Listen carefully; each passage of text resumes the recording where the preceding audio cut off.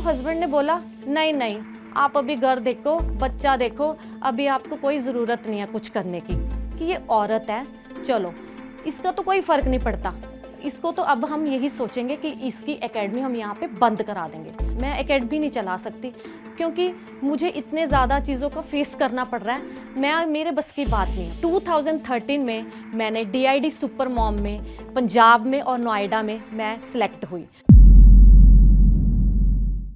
बचपन में मुझे डांस का बहुत ज़्यादा शौक था। स्कूल में फंक्शंस होने तो मैंने छोटे मोटे प्राइजेस जीत के लेके आने, बट जो हमारे जैसे होते हैं ना नेबर्स, उन्होंने बोलना अरे ये क्या तुम ट्रॉफीज लेके आए हो, वो भी डांस में, अरे तुम्हें तो स्टडी में लेके आना चाहिए, ये कि प्रोफेशन है आपका, ये कि डांस है आपका, ऐसे बोलना। बट मैं बहुत छोटी थी तब, मुझे इतना मतलब फील नहीं होता था। आई कॉलेज लाइफ, तो मेरे पापा कहते कि चलो बेटा अब हम कॉलेज चलते हैं, आपका प्रोस्पेक्टस लेते हैं। बट मेरे मन में ये था, मैंने +2 में कॉमर्स किया है, कोई बात नहीं, अब तो मैंने BA ही करनी है। मैंने तो BCom में मैंने एडमिशन वहाँ पे लेनी स्टार्ट कर दी। तो जैसे मैंने फॉर्म लिया, प्रोस्पेक्टस लिया, ऐसे जब मैंने वहाँ पे प्रोस्पेक्टस घर आके देखा, मैंने देखा अरे ये तो बड़ा अच्छा है, स्ट्रीम्स डांस के साथ म्यूज़िक। तो मेरा पता नहीं क्यों मन में हुआ कि नहीं, मैंने कॉमर्स नहीं लेना, मैं तो अभी डांस लूँगी। मैंने पापा को बोला, पापा कि मैंने तो कॉमर्स नहीं लेना, मुझे तो डांस में एडमिशन लेनी है। पापा कहते कोई बात नहीं बेटा,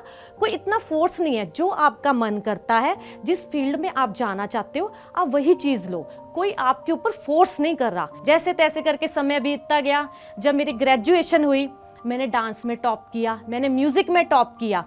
तो जो हमारे पड़ोसी थे उन्होंने पेरेंट्स को बोला, अरे तुमने अपनी बेटी को आर्ट्स में करवाई है, वो भी डांस में, ये भी कोई शौक है, उसको कुछ बड़ी डिग्री लेके दो, उसको कुछ बनाओ, ये डांस कोई चीज़ है करने वाली, इसको तो कोई मायने ही नहीं रखता ये तो किसी के लिए। चलो मेरे पापा कहते कोई बात नहीं, मेरी लड़की ने जो करना है वो वही करके दिखाएगी। जैसे तैसे करके टाइम बीतता गया, तो मैंने MA क्लासिकल डांस में की। उसके बाद 2000 में मेरी शादी हो गई। शादी के बाद लाइफ जैसे स्टक हो जाती है, मेरी लाइफ एकदम स्टक हो गई। मैंने 6 ईयर 2006 तक मैंने कुछ भी नहीं किया।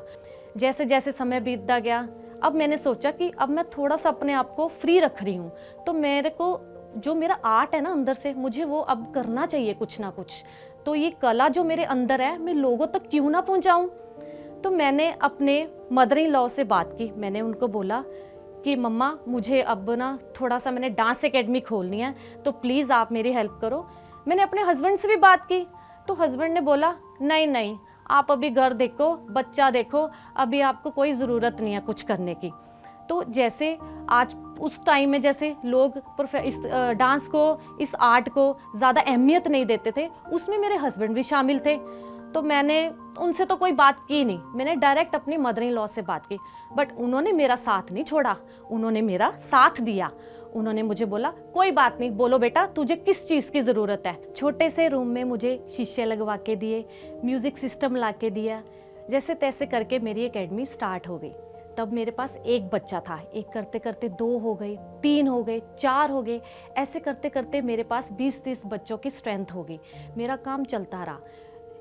फिर एक सिचुएशन ऐसी आई कि मेरे फादर इन लॉ काफ़ी सीरियस हो गए, तो डॉक्टरों ने बोला कि लाउड म्यूज़िक आप नहीं चला सकते। मैंने फिर एक स्टेप लिया और बाहर मैंने एक हॉल लिया, वहाँ पे मैंने अपनी एकेडमी फिर से स्टार्ट की। जब मैंने वहाँ स्टार्ट की, वहाँ मैंने सोचा कि थोड़ा सा लेडीज़ के लिए भी कुछ होना चाहिए। मैंने वहाँ पे एक ट्रेडमिल और एक साइकिल, मैंने 2 चीज़ें वहाँ अपने मेहनत से कमा के वहाँ पे मैंने शुरू की। एक छोटा सा कमरा ले लिया, साथ में मेरी डांस क्लास चल रही थी। जैसे जैसे समय बीतता गया, मेरी डांस क्लास अच्छी चलने लग गई। जब टाइम 4-5 साल हो गए मेरी एकेडमी को, उसके बाद जो हमारे ऊपर एक एडवोकेट रहते थे, उन्होंने हमें हरास करना शुरू कर दिया। एक दिन संडे का दिन था, मुझे याद है, मैं उठी सुबह तो मेरे स्टूडेंट की मुझे कॉल आई कि मैम न्यूज़पेपर में आपका एक आर्टिकल आया हुआ है, जिसमें आपकी समृद्धि डांस एकेडमी की वहाँ पे आर्टिकल आया हुआ है और साथ में नॉइस पोल्यूशन का उन्होंने इतना बड़ा आर्टिकल दिया हुआ है। मैं देख के उस चीज़ को घबरा गई।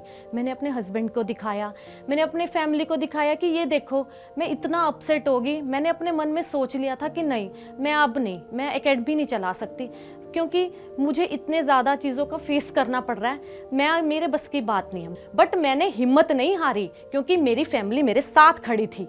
फिर मैंने धीरे धीरे अपना जिम स्टार्ट किया। जैसे मैंने बोला था, मेरे पास 2 मशीनें से करते करते मेरे पास 4 होगी, 6 होगी, 8 होगी। ऐसे ऐसे मैंने अपना कैरियर भी वहाँ से एक स्टेप और आगे ले लिया और मेरी एकेडमी बहुत अच्छी चलने लगी, मेरा जिम बहुत अच्छा चलने लगा। फिर धीरे धीरे 2013 में मैंने DID सुपर मॉम में पंजाब में और नोएडा में मैं सिलेक्ट हुई। तो मैं अपने मन को, मेरे को इतनी खुशी हुई कि मैंने अपने टैलेंट के भरोसे पे मैंने वहाँ पे जीत हासिल की है। ये पैशन, जब आई कोविड की सिचुएशन तो हमें लगा कि ये हमारे हाथ बिल्कुल बंद गए, बिल्कुल ही।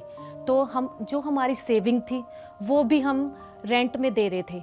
अब हम क्या कर सकते थे घर बैठे? तो ऐसे हो गया कि जैसे ना कुछ डिप्रेशन होने लग गया। फिर मैंने सोचा नहीं, कुछ करना चाहिए।